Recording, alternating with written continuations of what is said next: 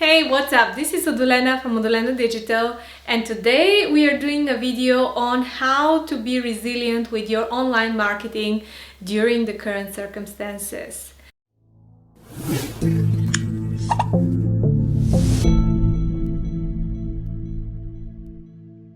Welcome to my channel. I am Odulena. I post a video every Sunday on topics like my favorite books, courses, as well as online marketing. I work for Google, however, everything that I share on this channel is my own personal opinion and point of view. And today we're going to talk a little bit about marketing and how to adjust your marketing strategy to the current situation. The current situation has put a lot of small businesses in a very difficult time. I know that many businesses are probably struggling.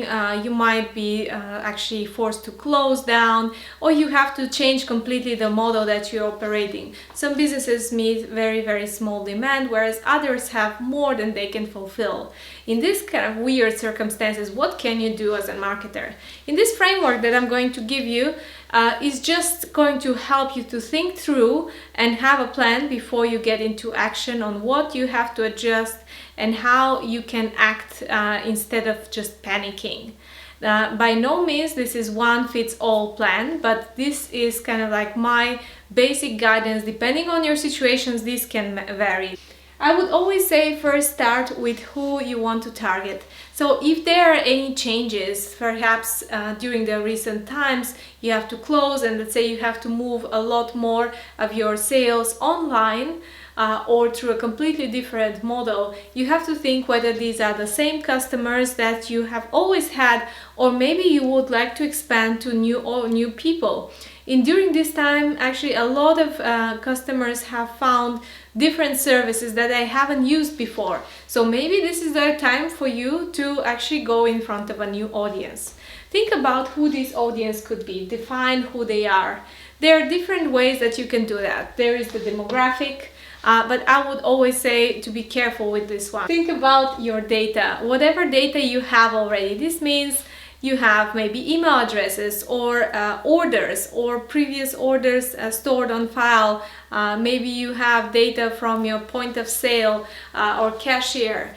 Think about also the demographic where you are based, because where users will actually want to get delivery, what makes sense for you, which regions you have to target, where it's feasible for you to actually take deliveries from and orders.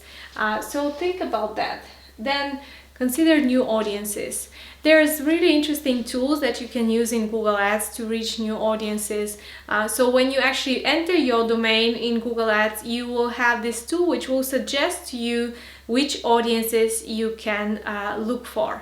I'll show that how it looks in Google Ads. Okay, let's try to select some audiences in Google Ads. That's super simple. When you start to create your new campaign, let's say I want to focus on leads, I want a search campaign with website visits. I'll put my email address here, like my website, so odulena.com. All right, then I continue. And here I can select search or display. There's a bunch of settings which can be adjusted. And here's the audience tab. So when I click here, I already have a bunch of ideas which are based on advertisers like me. So like you can see different interests based on what users actually click on these type of ads. So here I can be more precise. You can choose the detailed demographics, affinity, interest, and I can make a combination as well.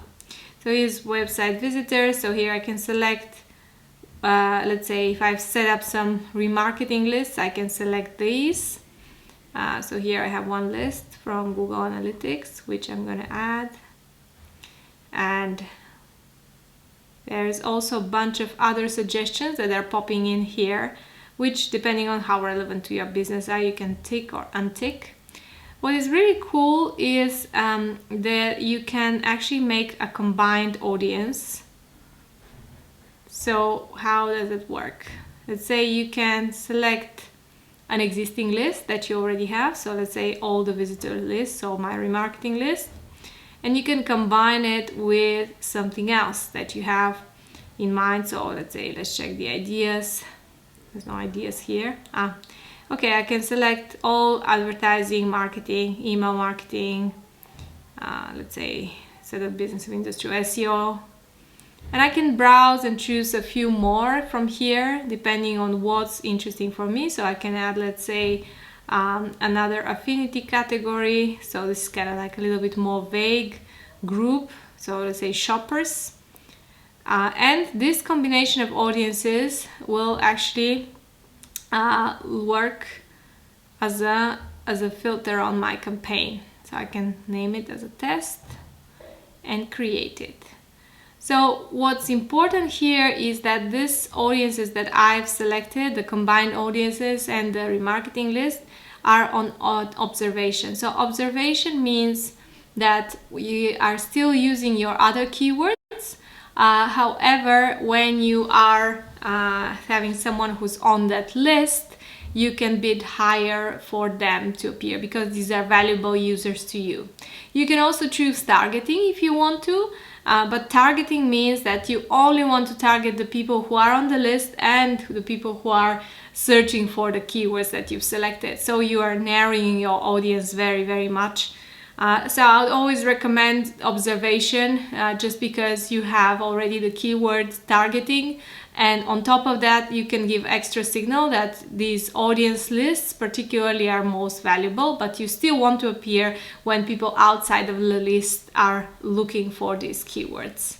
The second question you have to ask yourself is where do you want these users to be, and actually where you're gonna find these audiences that you have designed.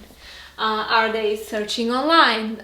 Or maybe you will have to create some awareness around because they're not even aware that you exist and there is such service available. So if it's something completely new, we might think of using display and video advertising to generate awareness and to get them to actually find out who you are.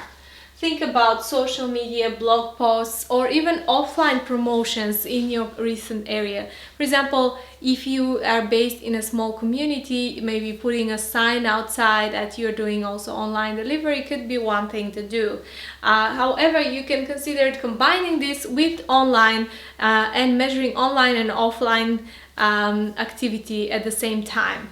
So I would say think through all these different channels that you could be using.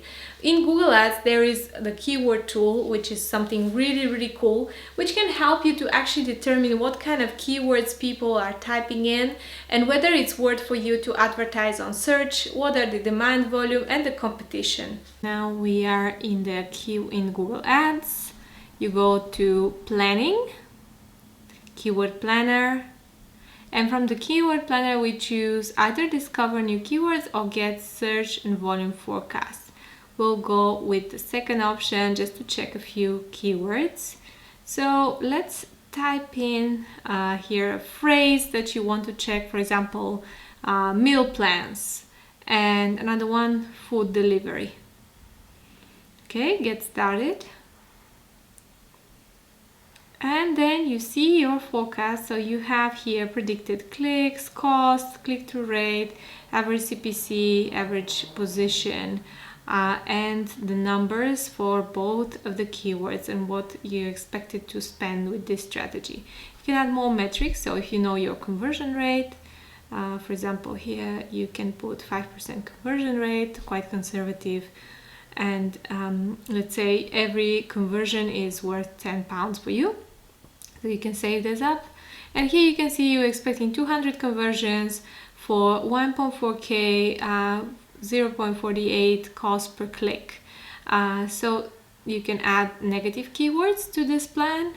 And you can see also some historical metrics on how the volumes are for these two keywords. But this is a ready plan which is based on current numbers and what's been happening in the market. So here you can create a campaign or you can download them or you can generate some more ideas. So let's try more ideas, like for example meal delivery. You can enter here your website as well, and we get what are the average monthly searches, competition. Here you can add some more ideas. get some more information. So you can see, you can refine. This is a beta, which is really cool. You can refine whether you want brand or non-brand. So here you can see like all the brand keywords related to this phrase. So you can exclude them from these searches. So you only get numbers for non-branded keywords. Things like meal plan, diet.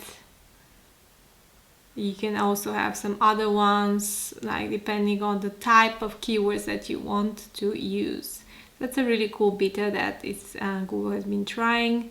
So here you can get a lot of ideas. You have also all the keywords grouped in like what would used to be keyword groups.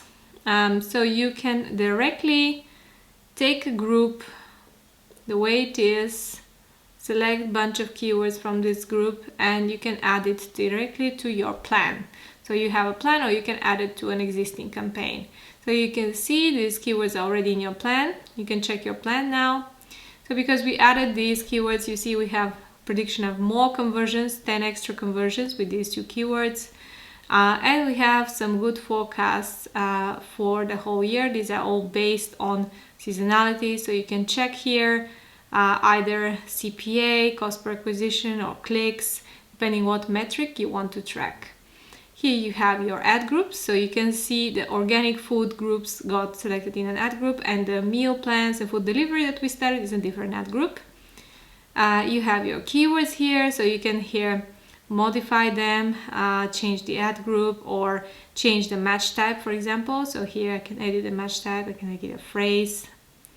And you see meal plans turned into a phrase, or I can make it into an exact. So this means that nothing except for the words in these brackets will actually trigger my keyword.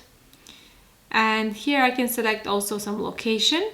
So by default the location was United Kingdom, but I can just get this a little bit more precise. So I can choose London, and then I can create a bid adjustment only for London. So let's say I want to have a higher bid for users who are in that location.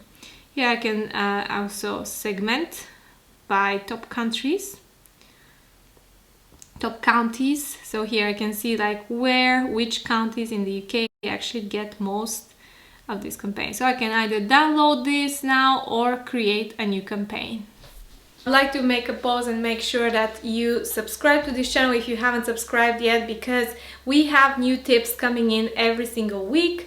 There is a lot of more material that I'm going to share, and I would like to welcome also the new 47 subscribers since last week. Welcome to the channel. Please explore the other videos that I have on Facebook and Google, and also check what else I have on book reviews, philosophy, and personal development. Then we go to the third section of creating your plan, is how. And I think this is something very, very important that a lot of small businesses especially miss out, and this is the measurement part. How you're going to measure, and how many users, how you're going to measure your results. So it's super important to understand first what is the important metric that you want to measure. Do you want to measure conversions online? Do you want to measure phone calls? Do they have the same weight? Is a phone call the same as someone submitting a lead or someone watching your video? What type of actions you want to measure on your website? Or maybe you want to also do offline tracking. So what you can do is you can map your offline data, let's say the sales, to your Google Ads or Facebook activity. You can upload this data and then understand what's the lifetime value of your customers. Let's say how many of these leads and conversions that you generated actually ended up into paying customers, and how much they paid. This is super important, especially if you're dealing with a little bit of larger scale business, especially if you're dealing with a lot of leads, a lot of phone calls, a lot of online orders. It's very important to understand the lifetime value and to focus your efforts on the right channel, which is bringing most to you.